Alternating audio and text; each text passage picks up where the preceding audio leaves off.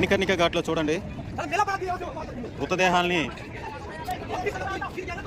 దహనం చేసిన తర్వాత వచ్చే బొగ్గులు, వాటి యొక్క పువ్వులు. మణికర్ణిక ఘాటు మృతదేహాల్ని దహనం చేసే మణికర్ణిక ఘాట్లో చూడండి, పాపం వారి యొక్క బంధువులు అక్కడ కట్టెలు మృతదేహాల్ని సెపరేట్గా కాల్స్తున్నారు. మోడీ గవర్నమెంట్ వచ్చిన తర్వాత, వారణాసికి మోడీ ఎంపీ అయిన తర్వాత దీనికి ఇలా సెపరేట్గా బహిరంగంగా మృతదేహాలని దహనం చేయడానికి తగ్గించి ఈ విధంగా కొంచెం గోప్యంగా పాటిస్తున్నారు. ఈ ఘాట్ ఎప్పుడు రద్దీగా ఉంటుంది, అయినా జనాలు యాత్రికులు అక్కడ కూడా స్నానాలు చేస్తున్నారు.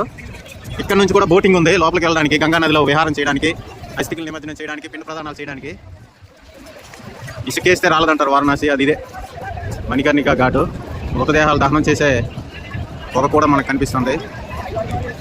శవానికి నమస్కారం చేసుకోవాలి, శవం ఎదురొస్తే మనకు శుభసూచకం అంటారు. కాశీలో చనిపోతే స్వర్గానికి వెళ్తారంటారు. ఇవన్నీ చదివి విని తెలుసుకున్నవే, నిజంగా నాకు తెలీదు. ఇవి చూడండి, ఇప్పుడు అవి దహన సంస్కారాల అనంతరం జరిపిన బొగ్గులు వగైరా వగైరా. చూడండి జనాలు చూసారా, లచ్చ బోట్లు ఉన్నాయి, లచ్చ నావులు ఉన్నాయి, సరిపోవు. తిరగతనే ఉన్నారు ఉదయం నుంచి. ఉదయం 5:30కి స్టార్ట్ అయింది. స్వదేశీయులు విదేశీయులు తిరగతనే ఉన్నారు, వస్తూ ఉన్నారు. దర్శనం ఇది మణికర్ణిక ఘాట్ పక్క నుంచే కొత్తగా దర్శనం కల్పిస్తున్నారు. విశ్వనాథుని సందర్శించుకోవాలి.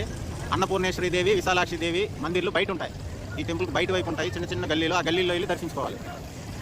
ఎవరిని అడిగినా చెప్తూ ఉంటారు, కానీ గల్లీలు కొంచెం పాత బస్తీ గల్లీలాగా ఉంటాయి.